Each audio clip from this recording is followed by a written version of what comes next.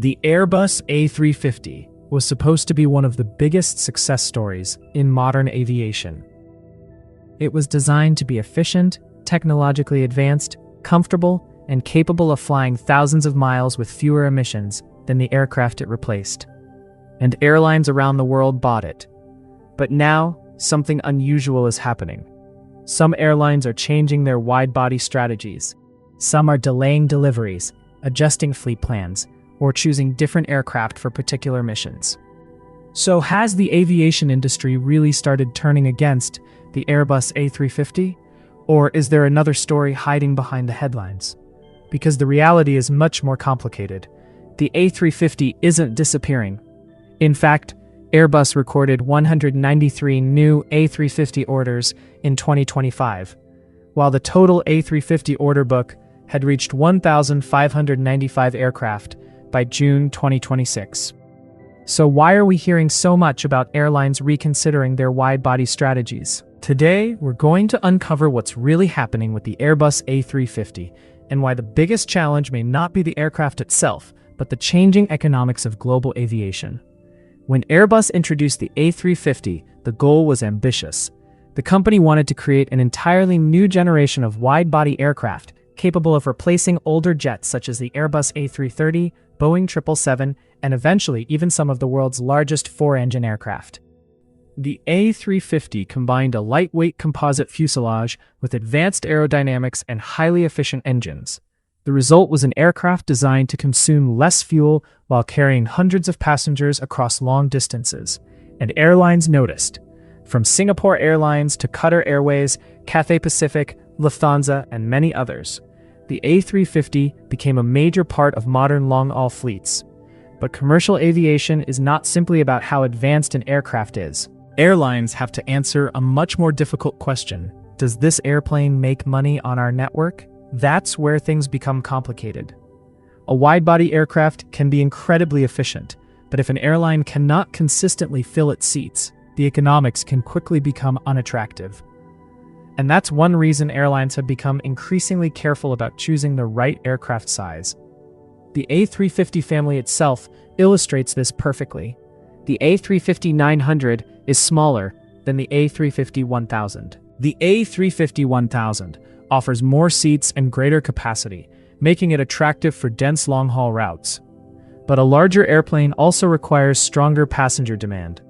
If an airline flies a huge aircraft on a route where demand is inconsistent, it can end up carrying empty seats. That is why some airlines prefer smaller wide-body aircraft, such as the Boeing 787 or A350-900, for certain routes. It isn't necessarily because the A350 is inefficient. It's because capacity has to match demand. And there is another major issue facing airlines today: delivery schedules. The global aircraft industry is still dealing with supply chain constraints, production bottlenecks, engine availability problems, and long delivery backlogs. Airlines aren't simply choosing between aircraft specifications anymore. They are also asking, when can we actually get the airplane? A perfect aircraft arriving several years later may be less useful than a slightly different aircraft that can enter service sooner. This has made fleet planning incredibly complicated. And yet, despite these challenges, the A350 continues to attract major orders.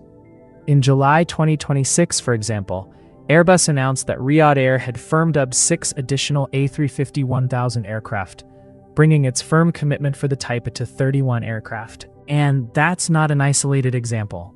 In 2025, Indigo finalized an order for 30 additional A350-900s, bringing its total A350 commitment to 60 aircraft as the airline prepared for long-haul expansion.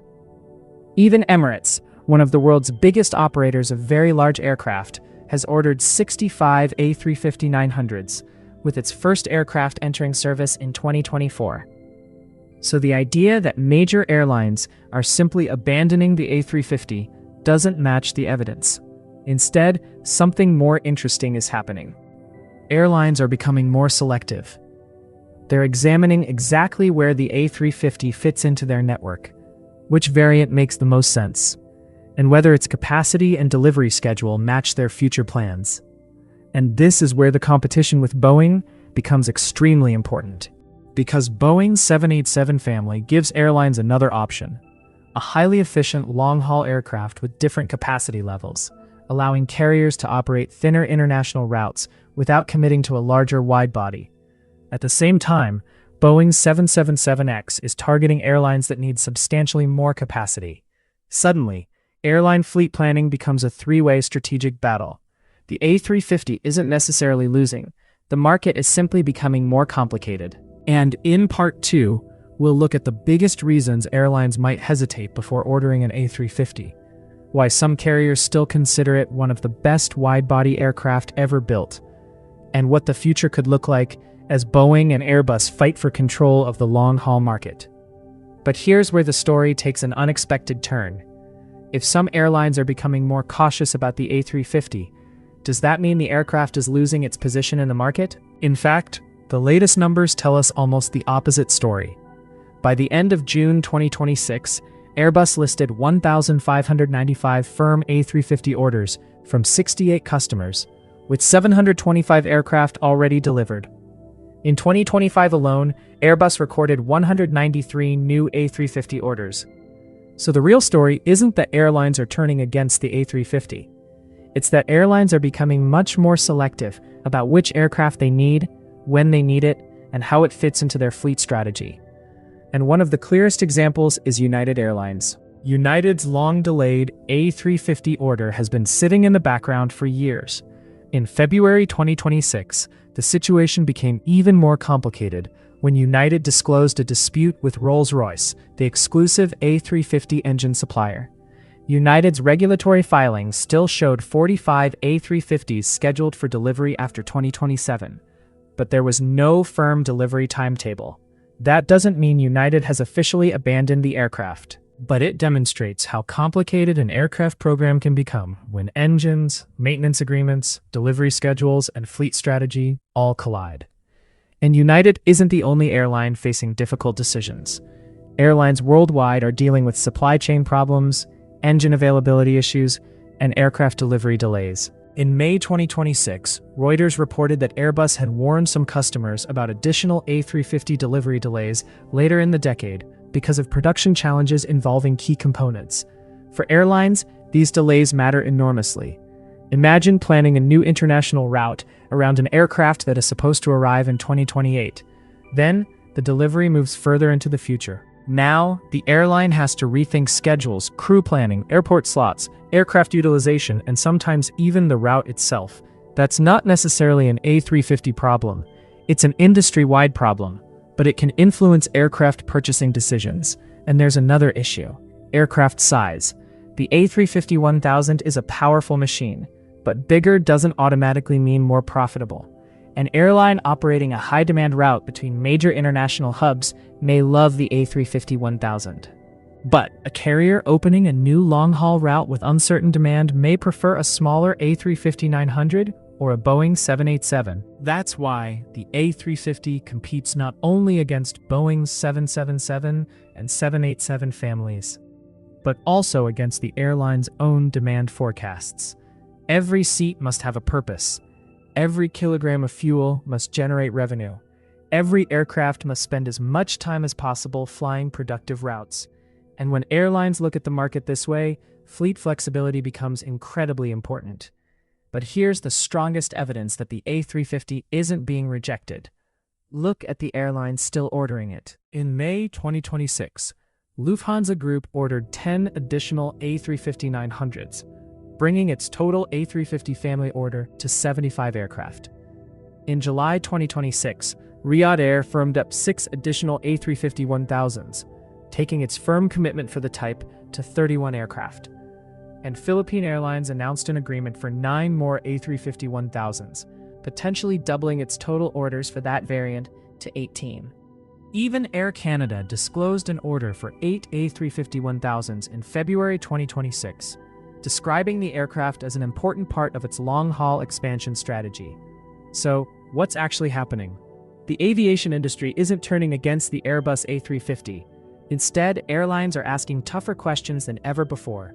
How big should our aircraft be? When can we receive it? Which engine and maintenance package makes the most sense? Can we fill the seats?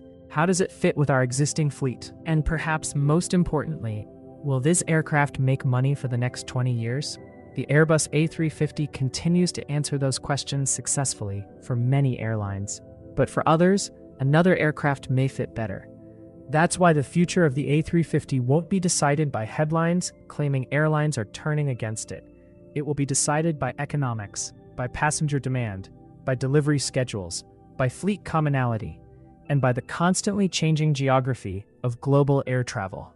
The A350 remains one of the most capable wide-body aircraft in the world, and with airlines such as Lufthansa, Riyadh Air, Philippine Airlines, Air Canada, and many others continuing to invest in it, the evidence simply doesn't support the idea that the industry has abandoned the aircraft. Instead, we're witnessing something much more interesting. Airlines are becoming smarter and more selective about how they use the A350, and that could actually make the aircraft more important, not less, in the next generation of long-haul aviation. So the next time you hear that airlines are turning against the Airbus A350, remember, the reality isn't a collapse, it's a transformation. The A350 is still fighting, and the battle for the future of long-haul aviation is far from over. If you enjoyed this aviation documentary, don't forget to like this video, subscribe to the channel, and turn on notifications for more aircraft comparisons, airline industry stories, and in-depth aviation documentaries. Thanks for watching, and we'll see you in the next video.